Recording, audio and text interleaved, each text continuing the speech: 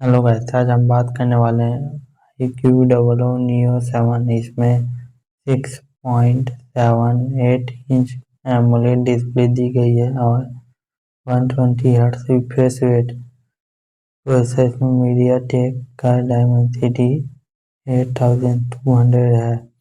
Storage दो variant में है, 8 GB रैम और 128 GB स्टोरेज और 12 GB रैम, 256 GB स्टोरेज।